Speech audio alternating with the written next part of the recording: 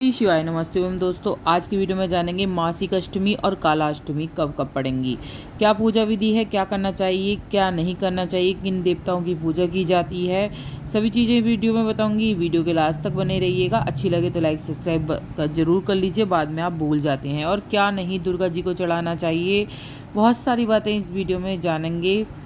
Like subscribe जरूर कर लीजिए जिससे आगे वीडियो मिलती रहे। जय माता दी। दोस्तों, हिंदू धर्म में अष्टमी का विशेष महत्व है। कहा जाता है अष्टमी का व्रत करने से सुख समृद्धि खुशहाली परिवार में बनी रहती है, मनवांछित फल की प्राप्ति होती है, जीवन में चल रही समस्याओं का समाधान भी मिलता है। माता दुर्गा अपने भक्तों की सुरक्षा प्रदान करती हैं। साथ ही विधि विधान के साथ मासिक दुर्गा अष्टमी की पूजा करने से कैरियर में उन्नति, धन में समृद्धि और जीवन में सफलता मिलती है।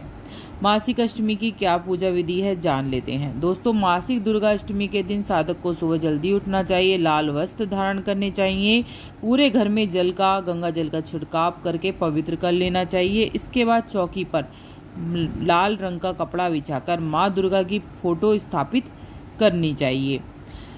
याद रखें, माता दुर्गा को बहुत सी चीज़ें होती हैं जो नहीं चढ़ती हैं, उसके बारे में भी बताऊंगी मैं। पहले जान लेते हैं विधि। फोटो स्थापित करने के बाद माता को जल अर्पित करना चाहिए। लाल चुनरी, 16 श्रृंगार, लाल रंग का पुष्पमाला, अक्षत्र अर्पित करने चाहिए। देवी दुर्गा को मूर्ति को प्रसाद जरूर चढ़ाना चाहिए। दुर्गा मूर्ति को चरणामृत भी अर्पित करें। इसके बाद घी का दीपक अगरबत्ती जलाकर माँ दुर्गा की स्तुति करनी चाहिए। आप दुर्गा सप्तशती का पाठ भी कर सकते हैं। वास्तु नियमों के अनुसार दोस्तों, माता जो आप मूर्ति रख रहे हैं, याद रखिए दक्षिण की ओर आपको ये नहीं रखनी है। दक्षिण दिशा यमराज की कहलाती है। सबसे ज़्यादा इस जगह पर ही नकारात्मक ऊर्जा उत्पन्न होती है। अगर गलती से आप इस मूर्ति को रख भी लेते हैं दक्षिण में, तो घर में सुख शांति खराब हो जाती है। मूर्ति अगर आप खरीद रहे हैं या आपके घर में है तो ध्यान रखें 3 इंच से बड़ी मूर्ति आपको नहीं लेनी है। उसका रंग पीला, हरा, गुलाबी होना चाहिए मूर्ति का। माँ की प्रतिमा शांत मुद्रा में होनी चाहिए। आशीर्वाद देती हुई माता की मूर्ति होनी चाहिए। जगत जननी घर की ऐसी प्रतिमा ऐसी रखें जगत जननी की जिसमें शेर पर सवार ना हो। अगर शेर मान लो है भी है तो शेर पर मतलब सवार का मतलब ये होता है कि राक्षसों का नाश करने जा रही हैं। अगर शेर सवार है, मुंह खुला हुआ है, तो याद रखें मिश्री या चीनी का दाना शेर के मुंह में जरूर रख दें। ठीक है, इतना आपको करना है। आप व्रत शाम के समय गेहूं और गुड़ से बनी चीज़ों का व्रत खोल सकती हैं। और प्रसाद में निवेद्य सारे जो फल हैं, जो भी आप चढ़ाना चाहें जरूर चढ़ाएं। दुर्गा चालीसा का जरूर पाठ करें इस दिन। और दोस्तों, क्या नहीं करना चाहिए इस दिन, बाल वगैरह नहीं कटवाने चाहिए। जैसे मैं बताती हूँ, बाल नहीं कटवाने चाहिए, नेल्स जो होते हैं वो भी नहीं कटवाने चाहिए, घर का कबाड़ा भी नहीं बेचना चाहिए। इन चीज़ों को भी ध्यान रखना चाहिए कि घर में पूरा पूजा ध्यान अपना माँ के उसमें ही लगाएं। इस दिन आपको घर भी खाली नहीं छोड़ना चाहिए। और तुलसी जी के आगे एक दीपक जरूर जलाएं, रोशनी कर कर रखें। कहते हैं जिस घर में तुलसी के नीचे एक दीपक जला रहता है शाम के समय, उस घर में सकारात्मकता आती है और माँ लक्ष्मी अवश्य ही निवास करती हैं। दुर्गा माँ को तुलसी और दुर्वा भूल कर भी नहीं चढ़ानी है आपको। और जो मदार के फूल होते हैं, आग के फूल होते हैं, हार श्रृंगार के फूल होते हैं, वो भी माता को नहीं चढ़ाए जाते हैं।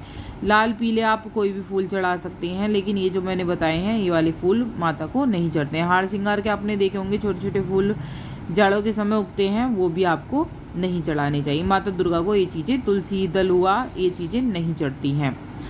ठीक है, अब दुर्वा तुलसी दल नहीं चढ़ते हैं। अब जान लेते हैं अष्टमी कब कब पड़ेगी। सभी अष्टमी के बारे में मैं बताऊंगी। सबसे पहले बता देती हूँ जो जून में पड़ रही है, जून की दूसरी अष्टमी जो कालाष्टमी कहलाएगी। इस दिन दोस्तों, कालाष्टमी के दिन भैरव बाबा की पूजा भी होती है।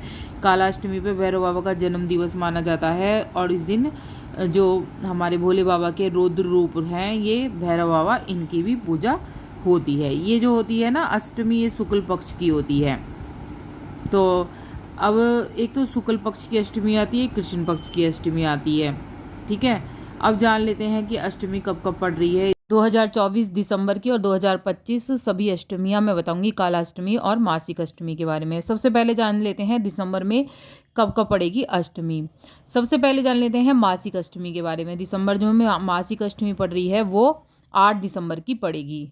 वहीं जब कालाष्टमी जो पड़ेगी दिसंबर में, वो 22 नवंबर की पड़ेगी। इसके अलावा जनवरी में जो 2025 जनवरी की बता देते हैं कि मासिक अष्टमी कब पड़ेगी। मासिक अष्टमी जो जनवरी में है 2025 की, वो 7 जनवरी को पड़ेगी और मंगलवार के दिन। वहीं जो कालाष्टमी है वो 22 जनवरी बुधवार के दिन पड़ेगी। इसके बाद फरवरी में 5 फरवरी बुधवार के दिन पड़ेगी और वहीं कालाष्टमी 20 फरवरी गुरुवार के दिन पड़ने वाली है।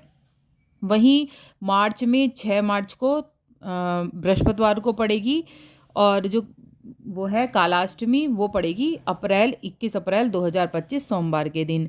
वहीं मासिक अष्टमी अप्रैल के दिन, अप्रैल के महीने में 5 अप्रैल शनिवार के दिन पड़ेगी और कालाष्टमी जो है वो 21 अप्रैल को सोमवार के दिन पड़ने वाली है। वहीं मई के महीने में 4 मई को मासिक अष्टमी पड़ेगी संडे के दिन। वहीं कालाष्टमी जो है 20 मई को मंगलवार के दिन पड़ने वाली है।